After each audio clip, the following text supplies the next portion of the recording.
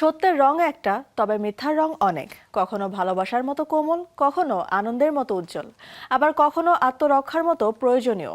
সত্য মিথ্যার এমন বৈপরীত্যকে কেন্দ্র করেই নির্মিত হয়েছে চরকি ফ্লিক রঙিন সুরমা।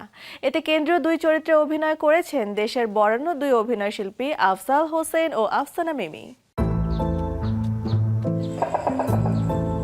গল্পের কেন্দ্রে বয়সের ভারে নুয়ে পড়া দুই মানুষ। চিঠিতে রাকিবকে ছবি পাঠানোর কথা লিখতে ভুলো না কিন্তু। সময়, সম্পর্ক না পাওয়া, ভয়, একাকিত্ব ও জীবনের কিছু অনিবার্য সত্য তাদের ঘিরে থাকলেও সেই ধূসর বাস্তবতার মধ্যেই তারা নিজেদের মতো করে কিছু রঙিন মুহূর্ত তৈরি করে নেয়। আর সেই মুহূর্তগুলোকে ঘিরেই আগায় গল্প।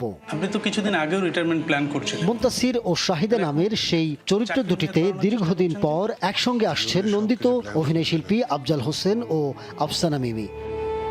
গল্প শুনেই কন্টেন্টটিতে অভিনয়ে আগ্রহী হন তারা। একটু ছবি পাঠাতে বলেছিলাম। রিয়াজুল হক ইমরানের চিত্রনাট্য ও পরিচালনায় নির্মিত হয়েছে রঙিন সুরমা। নির্মাতা সূত্রে জানা যায়, সব সত্য সবসময় মানুষকে বাঁচায় না। কখনো একটি মিথ্যা মানুষকে প্রিয়জনের পাশে থাকার সুযোগ দেয়, কোনো সম্পর্ককে ভেঙে পড়া থেকে রক্ষা করে, কিংবা জীবনের শেষ আলোটুকু ধরে রাখতে সাহায্য করে।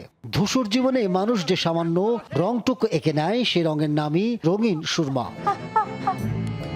আমি আপনার পোস্টম্যানে কাজ করতেছি। 12 আগস্ট দিবাগত রাত 12টায়, অর্থাৎ 13 আগস্ট প্রথম প্রহরে মুক্তি পাচ্ছে রঙিন সুরমা।